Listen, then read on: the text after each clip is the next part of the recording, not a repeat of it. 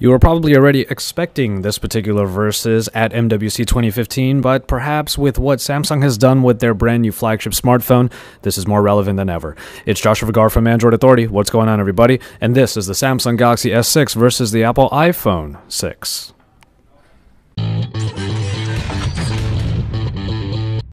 Samsung has promised an upgrade in the design language for the brand new Galaxy S smartphone, and that's exactly what they brought us. Probably the change that we have been waiting for. Now, we do say that there are some influences obviously being had here, and now that we are looking at the iPhone 6 versus the Galaxy S6, we will say it. They do look a little bit similar, especially since the metal around the rim happens to have a thinness that's very similar to the iPhone 6, but its influences also come from the Galaxy Note 4, especially considering the small edges that are raising up on the top and bottom of that metal frame for the Galaxy S6, and the only real similarity that makes it pretty striking is on the bottom, where you see the micro USB charging port, the headphone jack, and even the speaker grill on the bottom. But nonetheless, the Galaxy S6 now has a metal frame and a glass panel construction on the front and the back, and it is actually quite thin, like I mentioned already, but also very light, making it one of the better handling Galaxy S6 devices out there. And if you go to around the back, the main difference here with the Samsung Galaxy S6 from previous iterations is its glass backing, of course, but it's also not removable. More of a unibody design is found here, much like in the iPhone 6. But also its camera on the S6 is protruding out quite a lot and might be a bit of a problem for those of you who like to slide your phones around on tables, for example. Apple has always had some pretty great designs, and Samsung finally offers a flagship with a design language and material choice that does stand true to its high-end nature, and is probably the change that you have been waiting for, even if it looks pretty similar in this particular Versus. Of course, considering where we are in the smartphone market today, it's no surprise that both of these phones in their 6th iterations are trying to up the ante in display technology. The iPhone 6 now comes with a 4.7-inch IPS LCD display that has a resolution of 1334 by 750, resulting in a pixel density of 326 ppi. Now, Android is somewhat moving beyond the 1080p space and going into the Quad HD space, and that's exactly what the Galaxy S6 does with a Quad HD display that at 5.1 inches has a pixel density of 577, which is pretty insane. Super AMOLED, though, continues to offer what we love about it from previous iterations: very deep blacks, vibrant colors that look even more vivid on this even higher resolution display, and from what we've seen so far, we really do enjoy it. The iPhone 6's display also gets some pretty good marks, but with its lower resolution, if you are looking to keep up in the spec war, well, then you're probably going to end up picking the Galaxy S6 because it just simply trumps the iPhone 6 display in terms of its sheer pixel density.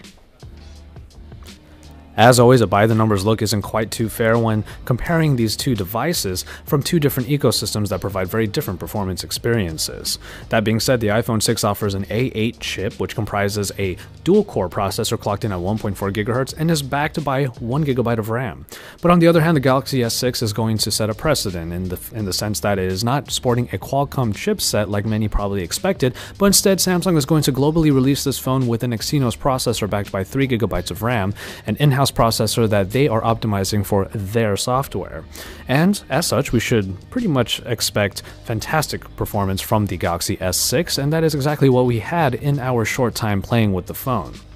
In other hardware, the iPhone 6 is available in 32, 64, and 128 GB flavors, but that is also going to be the case for the Galaxy S6, which now does not come with a removable back, at which you will not be able to expand the memory or be able to replace the battery. Despite the significant difference on paper, both processing packages do a great job in handling their respective experiences, and fans of either have had nothing to complain about in terms of this particular aspect of this Versus, because both ecosystems still provide very good performance no matter which one they have. In the camera department, Apple stays away from the megapixel race that dominates the Android world, with the iPhone 6 featuring a 8-megapixel rear shooter, the same as its predecessor, but with some improvements across the board: a better sensor, an autofocus system called Focus Pixels, and a software-based image stabilization. Video gets a boost as well, with 720p slow-motion video being captured at 240 frames per second. The front-facing camera has a f2.2 lens with a burst mode and HDR video. But now, the Galaxy S6 has a 16 megapixel rear camera and a 5 megapixel front-facing camera, both of which have f1.9 aperture. And they also come with, on both sides, an auto live HDR mode. Now, Samsung has been able to create some pretty incredible cameras in the past for the Android world, and we're expecting it to be even better on this new iteration of the Galaxy S line. We won't really have any real comparisons in terms of pictures until we get our hands on our own Galaxy S6, at which time I'll probably do a big camera shootout to see which of these cameras really provide the better experience for the user.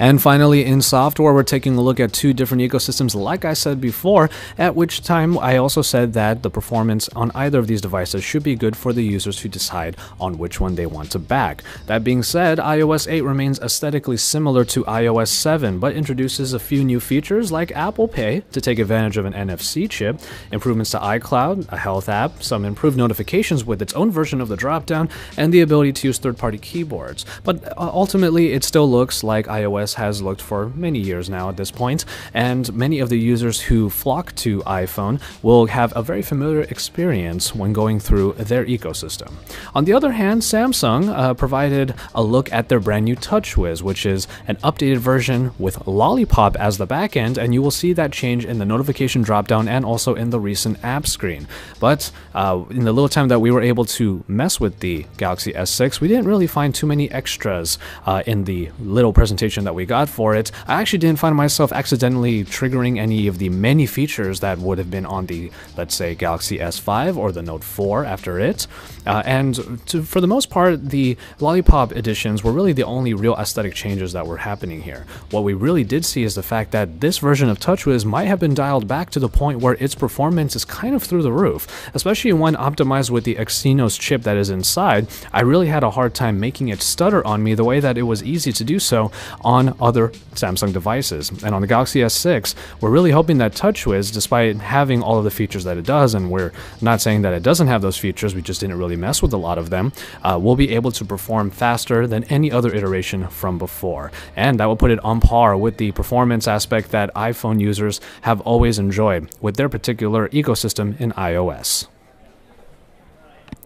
And so, there you have it for this quick look at the Samsung Galaxy S6 versus the Apple iPhone 6. These sixth iterations in these two respective ecosystems bring a lot of enhancements to their lines, not only in design, display, and especially in performance, with two different operating systems being backed by in-house processing packages at this point, but also from a camera experience that hopefully will yield very great looking photos. I will have a full versus not only on the camera, but on all the aspects between these two, especially since their similarities are starting to get a little bit more pronounced, and we will see which one of these two phones, light and metal clad, are going to be better for you. So keep it tuned to Android Authority for all of the best coverage, and stay tuned for even more from Mobile World Congress in Barcelona, Spain, especially more of our coverage from Samsung.